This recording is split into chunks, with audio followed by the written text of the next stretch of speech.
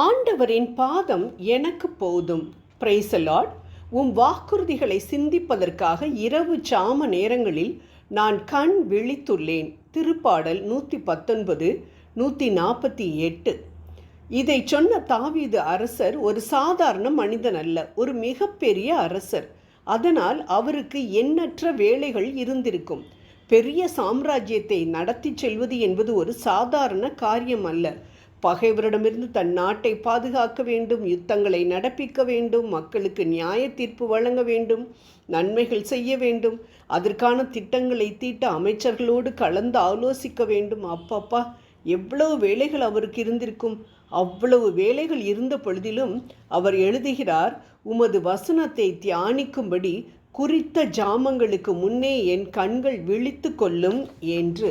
ஆம் அன்பானவர்களே, நம்மை நாமே சோதித்து பார்த்தோம் என்றால் அநேக நேரம், அதுவும் வேலைகள் அதிகமாக இருக்கும் பொழுது விவிலியத்தை கையில் எடுக்கக்கூட நமக்கு நேரம் இருக்காது. அதை மறந்து விடுகின்றோம்.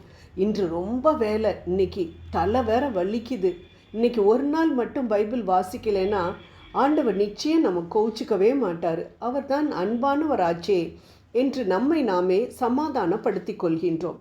நாளைக்கு கல்யாணம், பந்தல் போட்டாச்சான்னு பார்க்கணும், சாப்பாட்டுக்குரிய ஜாமான்லாம் வாங்கியாச்சான்னு கேட்கணும், ஹால் டெக்கரேஷன் ஆரம்பிச்சிட்டாங்களான்னு போய் பார்க்கணும், கெஸ்டெல்லாம் தங்குறதுக்கு ரூம்ஸ் ரெடி பண்ணிட்டாங்களான்னு ஹோட்டல்காரர்கிட்ட கேட்கணும் என்றெல்லாம் நாம் உலக காரியத்திற்காக நேரம் செலவழிக்கின்றோமே. ஆனால் என்னிடம் ஆலோசனை கேட்க மாட்டாயா மகனே, மகளே, உனக்காக நான் காத்து கொண்டிருக்கிறேனே என்று சொல்லும் ஆண்டவருக்கு முன்பாக குடும்பமாக நாம் அமர்ந்து எவ்வளவு நேரம் ஆனாலும் போதும், பரவாயில்லை, நமக்கு ஆண்டவர் தான் முக்கியம், அவரை முன் வச்சு நம்ம காரியத்தை ஆரம்பிப்போம் என்று சொல்லி நாம் ஆண்டவருக்கு நேரத்தை அரை மணி நேரமாவது நாம் செலவழித்தோம் என்றால் கானா ஒரு கல்யாணம் போல ஆண்டவர் அதை நடத்தி வைக்க மாட்டாரா? யோசிப்போம். அன்பானவர்களே, திருமணத்தை ஆலயத்தில் நடத்துவதோடு மட்டும் அனைத்தும் முடிந்து போவதில்லை. அவரை மையமாக வைத்து திருமணத்தை நாம் நடத்தினோம் என்றால் எங்கே திருமணத்தில் பிரச்சனை வரப்போகின்றது, எங்கே தட்டுப்பாடு வரப்போகின்றது, எங்கே எதிர்பாராத நம் கட்டுப்பாட்டில் இல்லாத காரியங்கள் நடக்கப் போகின்றது. இதற்காக தான் ஆண்டவர் உலக வேலைகளில் மூழ்கி கிடந்த மார்த்தாளிடம் தன்னை தேடி தன் வார்த்தைகளை கேட்க முக்கியத்துவம் கொடுத்த பெத்தானியா மரியாளே நல்ல பங்கை தேர்ந்து கொண்டார் என்று சொல்கிறார் லூக்கா 10:42. ஆம், ஆண்டவரின் வேதம் நமக்கு கீதம், ஆண்டவரின் பாதம் நமக்கு போதும்.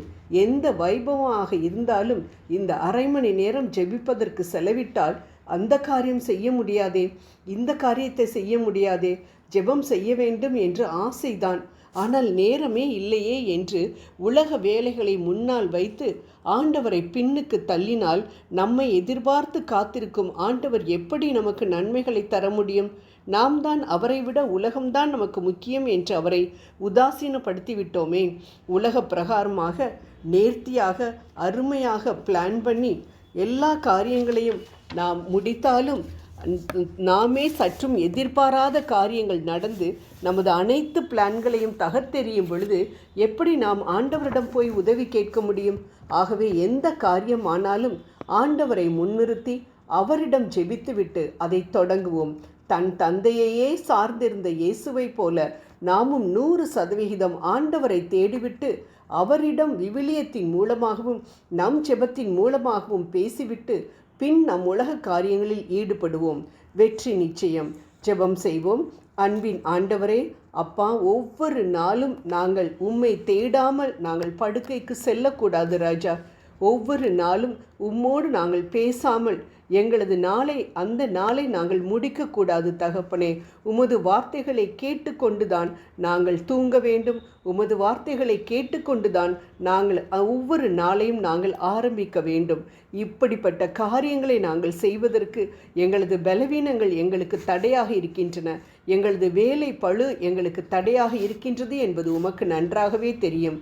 அவற்றையெல்லாம் உடைத்துவிட்டு தடையை நீக்கி போடுகிறவர் முன்பாக செல்கிறார் என்ற உமது வசனத்தின்படி எங்களையே தகப்பனை தாழ்த்தி உமது கரத்தில் நாங்கள் கொடுக்கின்றோம். நீரே எங்களை பொறுப்படுத்திக் கொள்ளும், வழிநடத்தும். ஜெபம் கேளும். இயேசுனுடைய இன்ப நாமத்தில் ஜெபிக்கிறோம் ஜீவனுள்ள எங்கள் நல்ல பிதாவே, ஆமேன்.